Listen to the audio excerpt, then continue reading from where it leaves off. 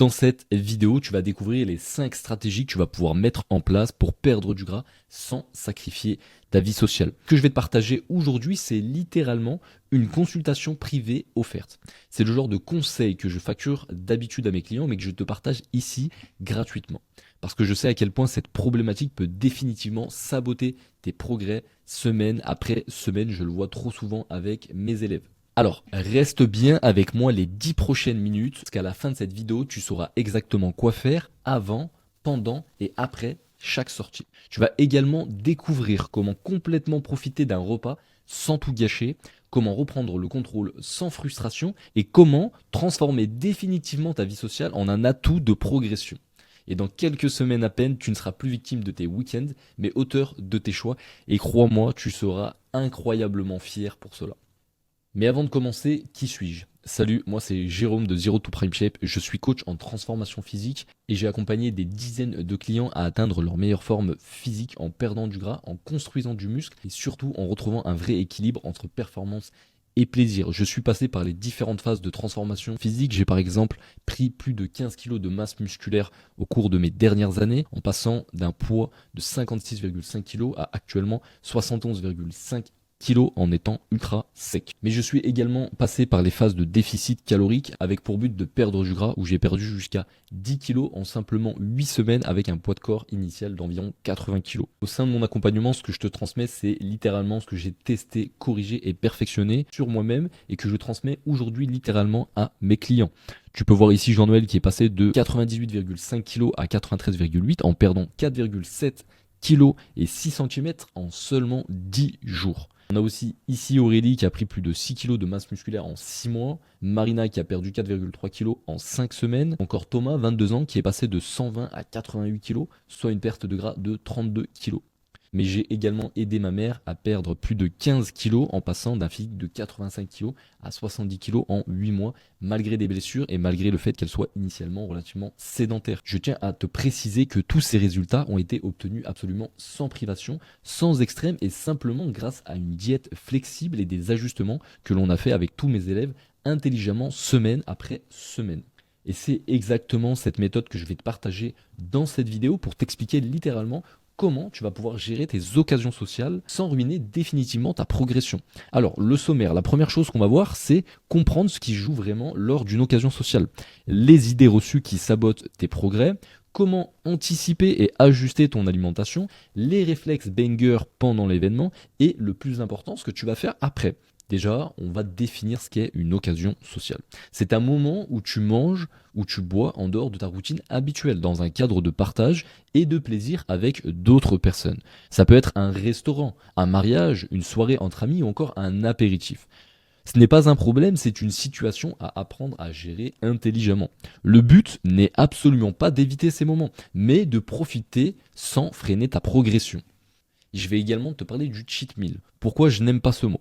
Le cheat meal veut dire repas triche. Mais tricher sous-entend que manger sain serait définitivement une punition. Si tu ressens le besoin de craquer pour enfin avoir du plaisir, c'est justement qu'il y a probablement un souci dans ton équilibre alimentaire. Au contraire, dans mon accompagnement, on parle de repas libre. Ça veut dire que tu as le choix et la flexibilité lorsque tu vas choisir tes repas. Tu vas pouvoir profiter sans culpabilité tout en gardant une structure simple et stable dans ton alimentation. Les idées reçues qui sabotent tes progrès. Concrètement, ce n'est pas un repas ou un aliment qui te fera prendre du gras. J'insiste dessus. Ce qui compte, c'est essentiellement ton total sur plusieurs jours. Ce n'est pas un écart isolé qui va annuler ta transformation physique. Tu peux manger naturellement n'importe quel aliment pendant ta perte de gras. Cela ne bloquera pas tes progrès. Mais ce qu'il faut que tu saches, c'est que certains choix vont te caler radicalement moins et favoriser les excès. Sache qu'il te faut objectivement environ 7700 calories de surplus pour créer 1 kg de gras réel. Maintenant, on va parler de la structure d'un repas social.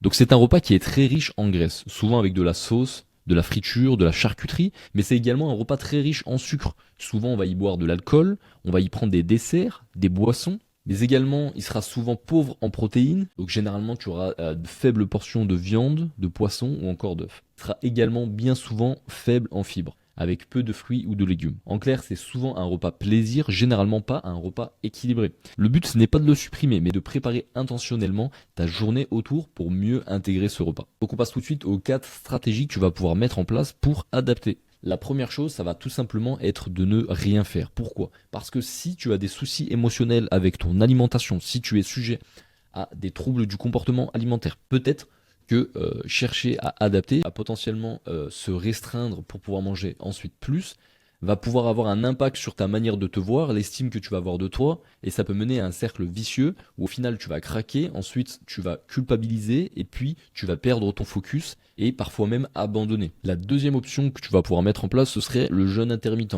ou tout simplement le fait de sauter un repas, ou même peut-être plusieurs. La troisième option, ça va être de réduire les graisses sur tes repas avant la sortie, donc par exemple sur les huiles, le fromage ou encore les sauces que tu utilises. Enfin, on va pouvoir ajuster les glucides en les baissant un petit peu ou en ajoutant tout simplement plus de légumes pour garder du volume. L'objectif de ces stratégies, de manière générale, ça va être de créer un compte épargne calories. En gros, c'est comme si tu avais un compteur dans ta journée et que le but c'était de conserver un maximum de calories d'avance pour pouvoir en profiter justement lors de ton repas social. La cinquième stratégie un petit peu bonus, ce serait avant le repas libre de venir boire suffisamment. Donc tu vas pouvoir par exemple utiliser des boissons 0 calories ou encore de l'eau avec par exemple du sirop zéro, de l'eau pétillante, etc.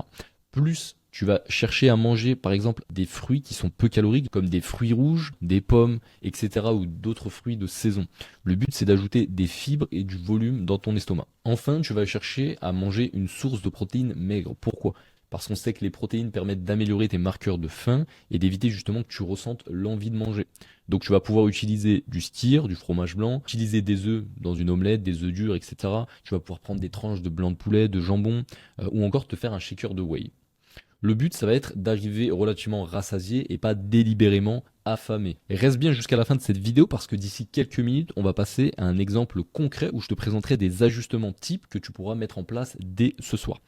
Donc pendant le repas libre, tu vas également choisir intentionnellement. C'est-à-dire que si tu as la capacité, tu vas chercher à regarder la carte et à sélectionner ton repas à l'avance ou pense au type de plat que tu vas prendre. Je te recommande de t'orienter vers les boissons zéro ou de l'eau pétillante.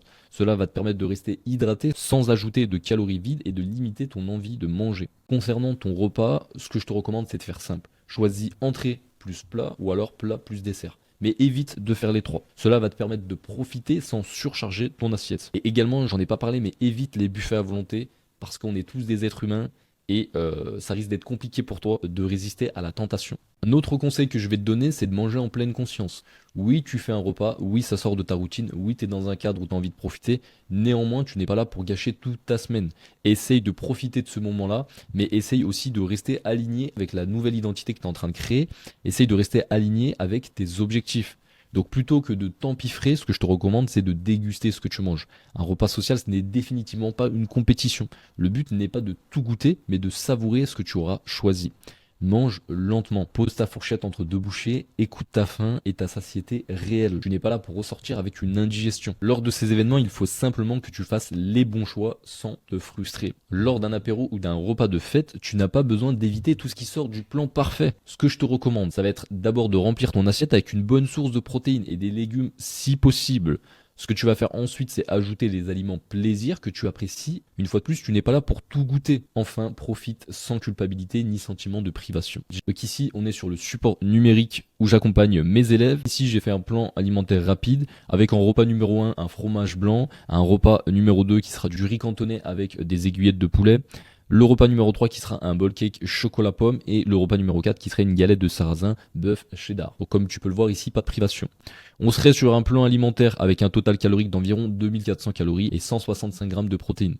Tu peux voir également ici que j'ai des tableaux qui se mettent à jour concernant les vitamines, les minéraux et également les acides gras. Et également que tu vas pouvoir traquer tes compléments alimentaires de la semaine. Et ça sur l'ensemble des jours de ta semaine. Donc comme je te l'ai présenté tout à l'heure, il y a principalement 5 stratégies que j'aimerais que tu mettes en place lors de tes événements sociaux. La première, ce serait le jeûne intermittent ou sauter un ou plusieurs repas. Donc ici, considérant que le repas numéro 4 serait le restaurant, ce qu'on pourrait faire, c'est tout simplement décider de sauter le repas numéro 1, donc de ne pas manger le fromage blanc le matin, ou de sauter le repas numéro 2 ou le repas numéro 3. Tu pourrais prendre un petit déjeuner et une collation, mais faire sauter le repas du midi. La deuxième option, ce serait de s'orienter vers les lipides et tenter de les réduire, voire même de les enlever, de manière à continuer d'avoir du volume alimentaire, c'est-à-dire avoir une assiette qui soit relativement remplie, mais en limitant les aliments les plus riches et les plus denses. Typiquement, si on reprend le fromage blanc, ici je me place dans la colonne lipides et je vois qu'il y a notamment deux aliments qui sont assez riches en lipides. Donc on a les noix du Brésil et les graines de chia. Donc je peux décider de conserver le fromage blanc qui sera des protéines qui va m'aider à éviter d'avoir envie de manger. Donc ici je pourrais décider d'enlever par exemple les 10 grammes du noix du Brésil et les 15 grammes de graines de chia. Donc on est actuellement à 406 calories, ok? Donc là, lorsque j'enlève ces deux aliments, déjà je passe à 280, donc on a gagné quelque chose comme 120 calories. Donc ici, lorsqu'on se place sur le repas du petit déjeuner, on voit que ça va être typiquement le riz cantonais qui aura pas mal de lipides. Donc ici, on est sur des pommes de terre surgelées et qui contiennent aussi également un peu de lipides. Donc on va pouvoir par exemple s'orienter vers des glucides, mais avec moins de lipides. Donc là, je peux très bien décider de supprimer le riz cantonais et les pommes de terre, qui font un total d'environ 600 calories. À la place, ce que je vais faire, c'est manger toujours des pommes de terre. Je vais enlever le riz cantonais. Et ce que je vais faire, c'est que je vais faire cuire tout ça sans sauce. Donc par exemple, je vais pouvoir faire cuire mes pommes de terre à l'eau ou en vapeur. Et là, je vais me rendre compte que j'avais 600 calories et que pour atteindre les 600 calories, il faudrait par exemple que je mette 800 grammes de pommes de terre. Donc pareil, bon courage pour manger 800 grammes de pommes de terre. Donc je pense que si ici, par exemple, tu manges 250 grammes de pommes de terre, donc 2,5, plus 150 grammes de poulet, en vrai, tu vas quand même être rassasié. Justement, ça va te permettre de gratter des calories pour ton repas de ce soir. Donc pour rappel, on était à 600 calories sur le riz cantonais plus les pommes de terre déjà surgelées avec un peu d'huile. Et ici, du coup, tu es à 185. Donc tu as encore de nouveau gagné quelque chose comme 415 calories. Donc ensuite, ici, on n'aura que très peu de lipides. Au final, l'aliment avec le plus de lipides, ça sera l'œuf. On va pas enlever le jaune de l'œuf. Donc sachant que le repas est quand même relativement peu calorique, je te dirais soit de le supprimer si tu sens que t'as pas trop faim et que le repas du midi t'a calé, soit tout simplement de le consommer et puis ça ira très bien. Déjà là on passe à 1838. Ce qui fait qu'avec simplement quelques optimisations, tu vas gagner 550 calories. Donc clairement, juste avec ces ajustements, ça va te permettre de pouvoir prendre par exemple un dessert. Tu pourrais très bien également décider, comme je te l'ai dit, de supprimer l'ensemble de tes repas et peut-être à la place de simplement venir manger un fromage blanc avec des fruits rouges. Donc je l'ai rempli ici sur le tableau et tu vois qu'au final, avec 300 grammes de fromage blanc, 250 grammes de fruits rouges surgelés, donc framboises, fraises, groseilles, cassis, etc. Et simplement un peu de sirop zéro qui te permettrait d'avoir un goût un petit peu plus sucré, tu serais à 244 calories. Donc sur ton plan alimentaire à 2400 calories, bah là tu passes simplement à 300 et puis le soir tu vas vraiment pouvoir profiter parce que du coup là tu auras un compte épargne calories qui sera relativement élevé.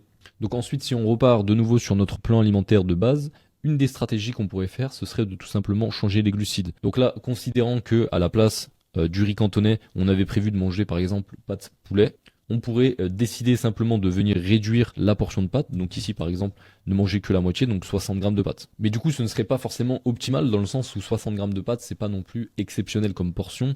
Et si vous avez relativement faim en ce moment, ce sera pas le choix le plus éclairé. Donc ce qu'on va pouvoir faire c'est tout simplement s'orienter vers les pommes de terre. Et là ici tu vois que tu pourrais manger 280 grammes de pommes de terre, ce qui est une bonne portion. Plutôt que de manger simplement 60 grammes de pâtes. Également, ce que tu vas pouvoir faire, c'est pour gratter encore un peu plus de calories et jouer sur le volume alimentaire, aller chercher les aliments qui sont le moins caloriques. Donc on pourrait tout simplement ici utiliser du konjac. On voit ici que même si tu prenais 1 kg de konjac, au final tu aurais quelque chose comme 80 calories kilo de konjac. Donc ça c'est vraiment l'astuce, on va dire un peu banger. Néanmoins si tu n'aimes pas le konjac ou que tu trouves que ça n'a pas de goût, ce que tu peux faire c'est tout simplement t'orienter vers des légumes. Donc tu pourrais très bien manger des courgettes. Donc là ici on pourrait très bien prendre 400 grammes de courgettes et tu vois que tu es simplement à 58 calories. Donc si tu fais tes courgettes cuites à la vapeur, que tu manges 150 grammes de poulet, voire même un peu plus, au final tu auras quand même un repas qui va te caler, mais une fois de plus tu seras très bas en calories. Et enfin, pour certaines personnes avec qui il y a une grosse charge émotionnelle liée à l'alimentation ou qui ont des troubles du comportement alimentaire, tout simplement ne pas adapter. Donc ça veut dire que ce sera un choix conscient que tu vas faire en te disant je profite de cet événement social, je vais me faire plaisir. Et en fait, c'est ok. Tu devras juste être conscient que ça ralentira délibérément un petit peu ta progression sans que ce ne soit grave. Et tu peux t'attendre à reprendre 500 grammes, 1 kg, 2 kg, 3 kg, 4 kg, dépendant de ton poids de corps. Tout simplement parce que tu vas être en surplus calorique, que tu vas avoir de la rétention d'eau, qu'il va y avoir du transit intestinal parce que ton corps ne va pas tout digérer en 3 heures. Donc si tu as fait un repas le soir et que tu te pèses le lendemain matin, forcément tu vas peser plus lourd sur la balance. La quantité de sel que tu auras mangé au cours de ta journée sera également plus salée, ce qui va favoriser la rétention d'eau. Potentiellement, tu vas être stressé justement parce que tu risques de culpabiliser. Et donc le cortisol, qui est l'hormone du stress, va également favoriser la rétention d'eau. Donc voilà, ne sois pas surpris si tu as pris 2-3 kilos sur la balance. Néanmoins, je tiens à te rassurer, oui, tu auras pris un peu de gras parce que potentiellement tu n'as pas adapté, mais ça ne veut pas dire que tu as pris 3 kilos de gras. Ça veut dire que tu auras peut-être pris 300 grammes, 400 grammes de fat si tu as bien mangé et que derrière, bah, c'est simplement de la rétention d'eau qui va au cours de ta semaine venir se réguler et tu vas reperdre du poids. Mais tout ça, ça va se passer dans la tête, donc tente de ne pas être lié trop émotionnel avec le poids affiché sur ta balance. Et parfois, les souvenirs d'un événement très spécial valent mieux qu'une semaine de déficit calorique. Une fois de plus, c'est un choix valide et conscient de ne pas adapter, et si cela te permet de profiter pleinement du moment, alors c'est ok. Le progrès vient de la cohérence à long terme et non pas du contrôle parfait sur le court terme. Une fois de plus, ce qui compte, c'est ce que tu fais 90% du temps, c'est pas ce que tu vas faire 10% de l'année. Enfin, le plus important, le post-repas. Donc ce que je te conseille, c'est simplement de revenir à ta routine, d'éviter de chercher à compenser, de faire plus de cardio, parce que finalement tu es sorti un petit peu du cadre, que tu as craqué. On est tous des êtres humains. C'est normal de craquer, c'est normal de ne pas être parfait. Une fois de plus, ce qui compte, ça va être ta capacité à suivre ta stratégie sur le moyen long terme et pas un événement court terme, comme un craquage ou un événement social. Voilà, j'espère que cette vidéo t'aura littéralement permis de comprendre comment gérer tes occasions sociales sans saboter ta progression. Et si tu veux aller plus loin, que tu veux qu'on structure une stratégie précise et sur mesure pour toi, tu peux réserver une consultation dans le lien en dessous de la vidéo ou qui sera également présent en commentaire. Une fois de plus, c'est 100% offert, c'est 100% gratuit. Dans cet appel, on analysera ce que tu fais aujourd'hui, ce qui t'aide à progresser, mais également ce qui te freine sans même que tu t'en rendes compte. Je t'expliquerai comment adapter ton alimentation et quel type de programmation d'entraînement pourra faire sens pour t'aider à atteindre tes objectifs. Le but de nouveau, ce sera d'adapter une stratégie flexible autour de ta vie quotidienne, sans frustration, sans culpabilité, et avec une roadmap claire et applicable dès la semaine suivante. Cet appel, ce n'est absolument pas un appel de vente, c'est une consultation personnalisée où je vais te partager les mêmes outils que j'utilise avec mes clients qui ont déjà réussi à perdre du gras, à reprendre le contrôle de leur alimentation et à retrouver un équilibre stable entre plaisir et performance. Et si au cours de cet appel, lorsqu'on discute, je sens que je peux réellement t'aider, alors je t'expliquerai comment on pourra travailler ensemble, mais uniquement si c'est pertinent pour toi. Une fois de plus, le lien est en dessous de la vidéo, il est également en commentaire, ça ne t'engage à rien, mais ça peut définitivement changer ta vision de la transformation physique et ta manière de t'entraîner. Alors si cette vidéo t'a plu, pense à t'abonner, et sinon je te souhaite une bonne journée, c'était Jérôme, ciao.